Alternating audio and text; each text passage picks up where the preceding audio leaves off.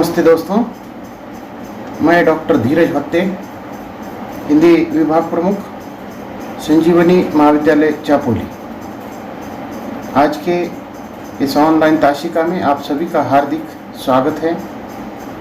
BA तृतीय वर्ष ऐच्छिक हिंदी पाठ्यक्रम के अंतर्गत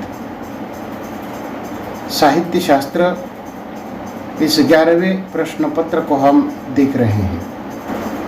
साहित्य शास्त्र में आज हम शब्द शक्ति की चर्चा करने जा रहे हैं। शब्द शक्ति का सीधा साधा जो अर्थ है, शब्दों की शक्ति। शब्दों में अर्थ देने की जो शक्ति होती है उसे ही शब्द शक्ति कहते हैं।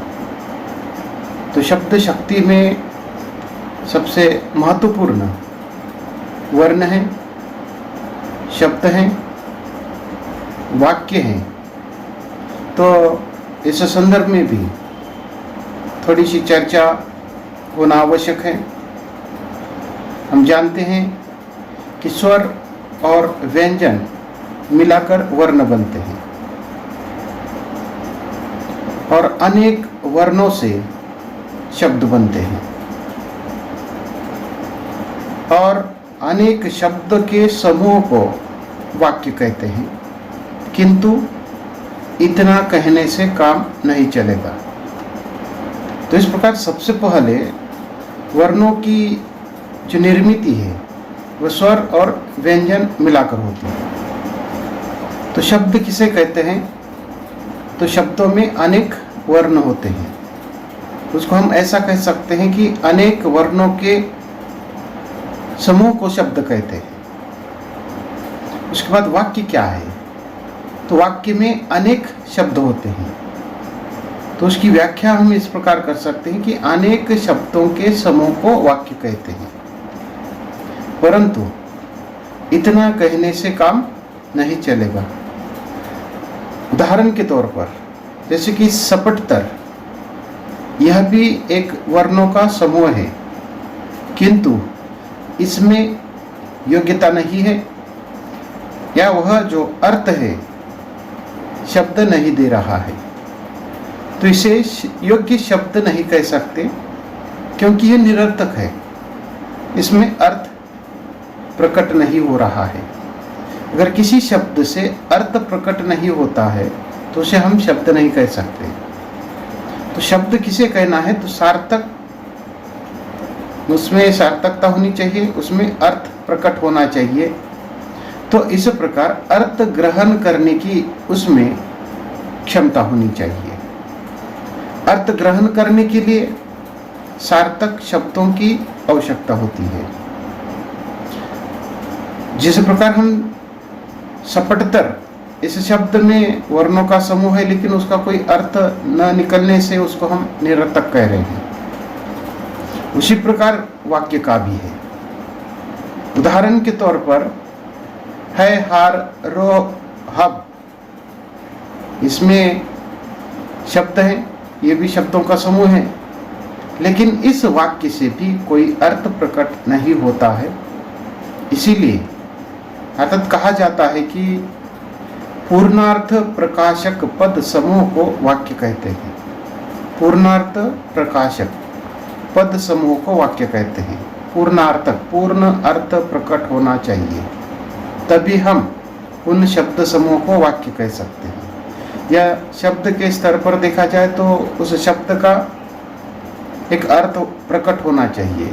अगर उसमें वह सार्थक अर्थ प्रकट नहीं हो रहा है तो उसको हम शब्द नहीं कहेंगे, भले ही वह वर्णों का समूह हो। या वाक्य की दृष्टि से अगर देखा जाए तो वह शब्दों का समूह हो, लेकिन उसमें अर्थ प्रकट होना चाहिए। इसीलिए कहा जाता है कि पूर्णार्थ प्रकाशक पद समूह को वाक्य कहते हैं। तो इस दृष्टि से वाक्य के लिए 3 महत्वपूर्ण गुणों की आवश्यकता होती है। अगर ये 3 गुण उसमें नहीं है तो वह वाक्य सार्थक नहीं हो सकता है, या वह जो शब्द है उसमें अर्थ प्रकट नहीं होता है। तो इस दृष्टि से वाक्य के अंतर्गत ये 3 गुण महत्वपूर्ण होते हैं। तो ये 3 गुण कौन से हैं, तो उसकी हम चर्चा करते हैं। पहला गुण है योग्यता, दूसरा जो गुण है आकांक्षा, और तीसरा जो गुण है आसक्ति है। तो इन 3 गुणों की हमें चर्चा करनी है। योग्यता क्या है? तो यहाँ पदार्थों के परस्पर संबंध स्थापित करने में किसी प्रकार की बाधा उत्पन्न न हो, उसे ही योग्यता कहते हैं। जैसे कि पदार्थ है, पदार्थों के 2 पदार्थ हैं और उन 2 पदार्थों के परस्पर संबंध स्थापित करने में किसी प्रकार की बाधा उत्पन्न नहीं होनी चाहिए, तो हम उसमें योग्यता देखते हैं, या उसे हम योग्यता कह सकते हैं। या 2 शब्द हैं, इन 2 शब्दों का एक दूसरे से परस्पर संबंध स्थापित होना चाहिए। तो इन 2 शब्दों का परस्पर संबंध स्थापित अगर होने में कोई बाधा उत्पन्न हो रही है, बाधा यानी अड़सर उत्पन्न हो रहा है, तो उसमें वह योग्यता नहीं है। उदाहरण के तौर पर आग से प्यास बुझती है। तो इस उदाहरण में देखिए, आग और प्यास है, ये 2 शब्द हैं। और वाक्य कैसा है? आग से प्यास बुझती है। तो इससे ये 2 शब्दों का परस्पर जो मेल है वह स्थापित नहीं हो रहा है। इस वाक्य से अर्थ उत्पन्न होने में बाधा उत्पन्न हो रही है। अर्थात ही इसमें आग और प्यास में योग्यता नहीं है, क्योंकि यहाँ अर्थ में बाधा उत्पन्न हो रही है। आग से प्यास कैसे बुझ सकती है? तो ये जो वाक्य है, जो भी अर्थ प्रकट हो रहा है वह ठीक से नहीं हो रहा है, या ये 2 शब्दों का जो संबंध है वो प्रस्तापित नहीं हो रहा है। अगर इसी वाक्य के अंतर्गत हम पानी से प्यास बुझती है, अगर इस प्रकार कहते हैं, तो पानी और प्यास का जो संबंध है वो प्रस्तापित हो रहा है, और उसका जो अर्थ है उत्पन्न होने में किसी प्रकार की बाधा उत्पन्न नहीं हो रही है। लेकिन तो ये जो वाक्य है, आग से प्यास बुझती है, न तो इन 2 शब्दों का परस्पर संबंध स्थापित हो रहा है, न किसी प्रकार का अर्थ उत्पन्न हो रहा है, अर्थ में बाधा उत्पन्न हो रही है। तो दूसरे वाक्य में पानी से प्यास बुझती है, तो इस वाक्य में अर्थात योग्यता है। कौन सी योग्यता है? इन 2 शब्दों के परस्पर संबंध स्थापित करने की योग्यता है, अर्थ प्रस्तापित करने की योग्यता है, क्योंकि इसमें अर्थ ग्रहण होने में कोई बाधा उत्पन्न नहीं हो रही है। उसके बाद दूसरा जो वाक्य का गुण है वो आकांक्षा है। तो आकांक्षा किसे कहते हैं? तो एक वाक्यांश है, वाक्यांश पूर्ण होने के लिए दूसरे पदों को जो जिज्ञासा बनी रहती है उसे ही आकांक्षा कहते हैं। जैसे कि एक वाक्यांश है, उसमें कई पद होते हैं, जैसे कि एक पद के बाद दूसरा पद आता है, एक पद का दूसरे पद से संबंध होता है। तो इस प्रकार ये जो वाक्यांश है पूरा होना चाहिए, पूरा वाक्य होना चाहिए। नहीं तो क्या होता है, एक पद है, एक पद के उच्चारण करने के बाद हमारे मन में आकांक्षा उत्पन्न होती है, जिज्ञासा बनी रहती है कि इसके आगे क्या है।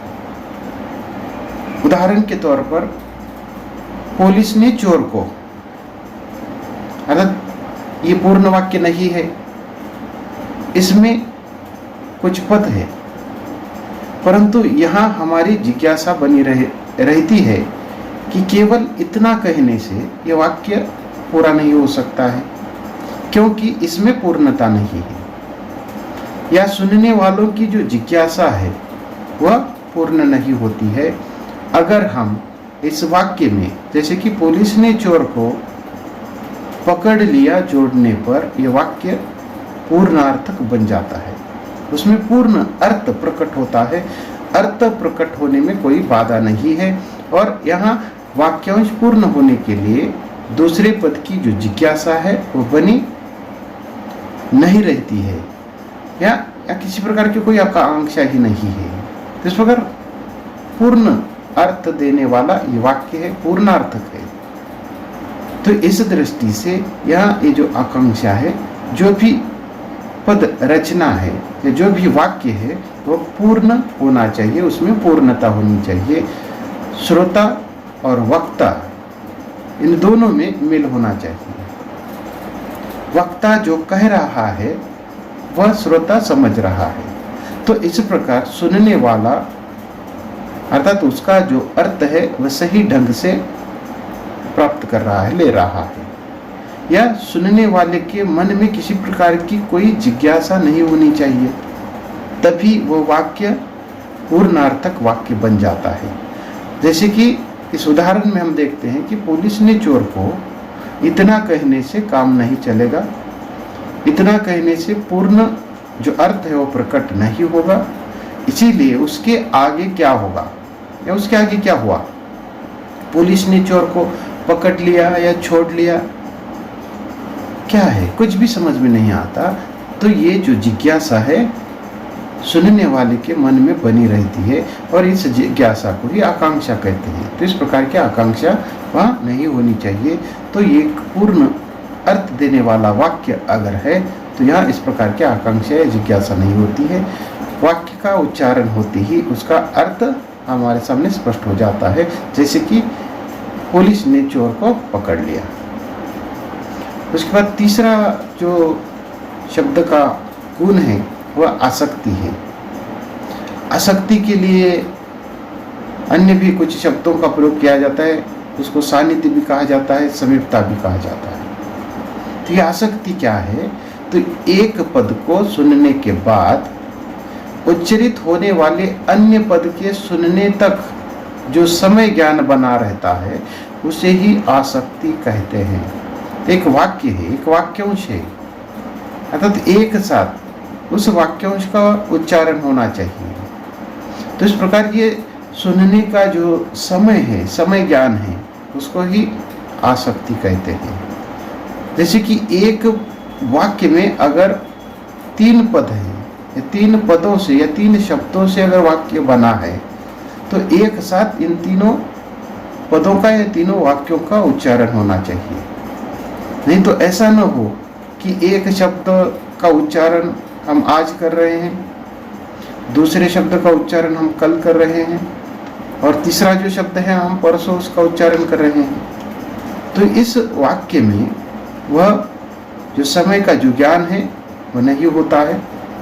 उसमें एक पद सुनने के बाद उच्चरित होने वाला जो अन्य पद है उसको तुरंत सुनना होगा या उसका उच्चारण करना होगा, तभी उसमें जैसे कि ये जो आसक्ति है वह नहीं रहेगी।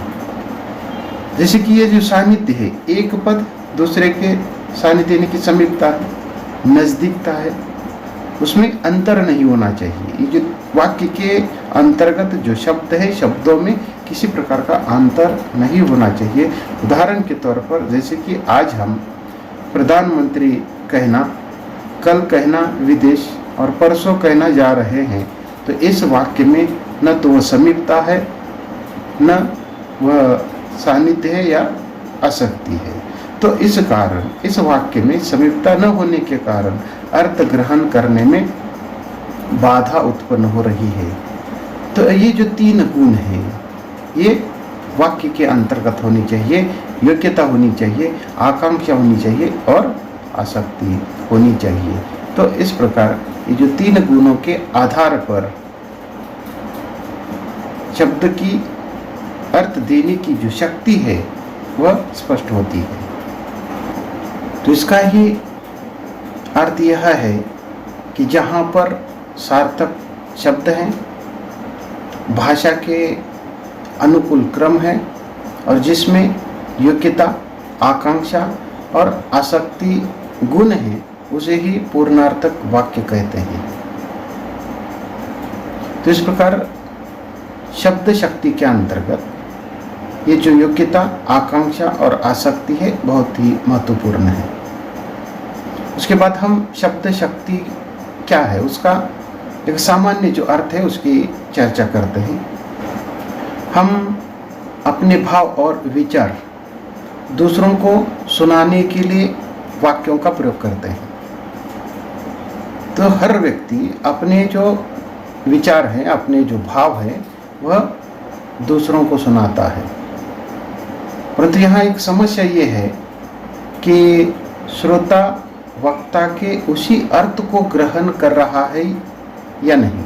तो इस प्रकार का प्रश्न उपस्थित होता है। जैसे कि वक्ता है, वक्ता को जो कुछ कहना है, क्या वही बात श्रोता सुन रहा है, समझ रहा है? ये बहुत महत्वपूर्ण है। इसीलिए कहा जाता है कि श्रोता का सहृदय होना आवश्यक है, अर्थात ही उसमें अर्थ ग्रहण करने की योग्यता होनी चाहिए। अर्थात वक्ता जो कह रहा है वही श्रोता समझ रहा है, तो निश्चित ही वह सहृदयी है और वह सही अर्थ वह ग्रहण कर रहा है। नहीं तो कभी कभी ऐसा भी होता है कि वक्ता कुछ कहता है, श्रोता कुछ दूसरा ही सुनता है। अगर ऐसा है तो वह न तो वह सहृदयी है, न उसमें अर्थ ग्रहण करने की वह योग्यता है। शब्द तो कारण है और शब्दों से बोध हमें होता है, उसे हम ज्ञान कहते हैं। शब्द से शब्द बोध तक पहुंचने के लिए जिस व्यापार की आवश्यकता होती है उसे वृत्ति कहते हैं, और यह जो वृत्ति है वह शब्दों में होती है। तो इस प्रकार हम क्या करते हैं, शब्द यहाँ एक कारण है और शब्दों से हमें बोध होता है। किसका बोध होता है? तो ज्ञान का बोध होता है। और शब्द से शब्द द्वारा निकलने वाला जो ज्ञान है उसको ही हम अर्थ कहते हैं। ये जो व्यापार है उसको ही वृत्ति कहा है, और इस वृत्ति में ही अर्थात वह शक्ति होती है, अर्थ देने की शक्ति होती है। तो शब्दों में अर्थ देने की जो शक्ति होती है उसे ही शब्द शक्ति कहते हैं। तो इस प्रकार अलग अलग शब्दों में अलग अलग प्रकार की अलग अलग अर्थ देने की शक्ति होती है। जैसे कि किसी शब्द में या वाक्य से अगर एक ही अर्थ निकलता हो, तो देखिए अलग अलग प्रकार के अर्थ यहाँ शब्द और वाक्य के माध्यम से प्रकट होते हैं। तो यह तीन प्रकार के जो अर्थ हैं वो प्रकट हो रहे हैं। शब्द या वाक्य से एक ही अर्थ निकल रहा है और वही अर्थ हम ग्रहण कर रहे हैं। दूसरा जो प्रकार है, किसी शब्द या वाक्य से एक ही अर्थ निकलता हो किंतु वह मुख्य अर्थ ग्रहण न करने से उससे बाधित अन्य अर्थ को हम ग्रहण करते हैं। यानी कि दूसरे में एक अर्थ निकल रहा है लेकिन जो भी मुख्य अर्थ है उसमें बाधा उत्पन्न होने से हम अन्य अर्थ को ग्रहण कर रहे हैं, उससे संबंधित दूसरा अर्थ हम ग्रहण कर रहे हैं। और तीसरा जो प्रकार है उसमें किसी शब्द या वाक्य से अनेक अर्थ निकल रहे हैं और वह अनेक अर्थ हम ग्रहण कर रहे हैं, सभी के सभी अर्थ हम ग्रहण कर रहे हैं। तो इस प्रकार यहाँ एक शब्द से या एक वाक्य से एक ही अर्थ प्रकट होता है, वही अर्थ ग्रहण करते हैं। दूसरे में एक अर्थ प्रकट हो रहा है परंतु उस अर्थ को ग्रहण करने में बाधा उत्पन्न हो रही है, जिससे हम उससे संबंधित दूसरा या भिन्न अर्थ को ग्रहण कर रहे हैं। और तीसरा जो प्रकार है वह किसी वाक्य या शब्द से अनेक अर्थ निकल रहे हैं और वह सभी के सभी अर्थ हम ग्रहण कर रहे हैं। इसी के आधार पर शब्द शक्ति की तीन भेद या तीन प्रकार किए गए हैं।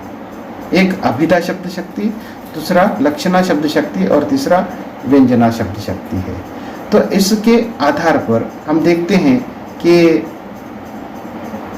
अभिधा शब्द शक्ति के माध्यम से एक शब्द प्रकट हो रहा है, वाचक शब्द है वो, उसको ही अभिधेय शब्द कहा गया है और उससे जो अर्थ प्रकट हो रहा है वो वाच्यार्थ, अभिधेयार्थ या मुख्यार्थ कहलाता है। दूसरी जो शक्ति है वो लक्षणा है, उससे संबंधित शब्द लक्षक है या उसको ही लाक्षणिक भी कहा गया है, और उससे जो अर्थ प्रकट हो रहा है वो लक्ष्यार्थ है। और तीसरी जो शक्ति है वो व्यंजना है, और उससे संबंधित शब्द व्यंजक है, उसका अर्थ व्यंग्यार्थ है। तो इस प्रकार पहला वाच्यार्थ जो कथित होता है, दूसरा लक्ष्यार्थ है जो लक्षित होता है, और तीसरा व्यंग्यार्थ है जो व्यंजित होता है। शब्द में अर्थ 3 प्रकार से होते हैं, और अर्थ के जो 3 स्रोत है उसी के आधार पर शब्द की ये 3 जो शक्तियां हैं उसका नामकरण किया जाता है। तो इस प्रकार शब्द शक्ति क्या है? तो शब्द में अंतर्निहित अर्थ को प्रकट करने वाले व्यापार को शब्द शक्ति कहते हैं, या दूसरी भाषा में सीधे सादे शब्दों में शब्द शक्ति क्या है? तो शब्दों में अर्थ देने की जो शक्ति है उसे ही शब्द शक्ति कहते हैं। तो इसमें अलग अलग शब्द होते हैं, अलग अलग प्रकार से अलग अलग अर्थ देते हैं। तो इसी के आधार पर शब्द शक्ति के 3 भेद किए गए हैं। ये 3 भेद कौन से हैं? अभिधा शब्द शक्ति, दूसरा है लक्षणा शब्द शक्ति, और तीसरा व्यंजना शब्द शक्ति है। इन शक्ति के आधार पर, या इन 3 शक्ति के आधार पर 3 शब्द माने गए हैं। और ये 3 शब्द कौन से हैं? पहली जो शक्ति है अभिधा शब्द शक्ति का शब्द वाचक है, दूसरा लक्षणा शब्द शक्ति है उसका शब्द लक्षक है, और तीसरी जो शक्ति है व्यंजना है उसका शब्द व्यंजक है। तो इन 3 शब्दों के आधार पर 3 अर्थ प्रकट होते हैं। वाचक शब्द द्वारा वाच्यार्थ या उसको अभिधार्थ निकलता है, लक्षक शब्द के द्वारा लक्ष्यार्थ निकलता है, और तीसरा व्यंजक शब्द के द्वारा व्यंग्यार्थ या व्यंजित भाव निकलता है। तो इसी के आधार पर शब्द एवं अर्थ के संबंध के अनुसार शब्द शक्ति के 3 प्रकार माने गए हैं। पहला अभिधा शब्द शक्ति, दूसरा लक्षणा शब्द शक्ति, और तीसरा व्यंजना शब्द शक्ति। तो इस प्रकार एक एक शब्द शक्ति को हमें विस्तार के साथ देखना है। आज के लिए बस इतना ही, हम यहाँ रुकते हैं। धन्यवाद।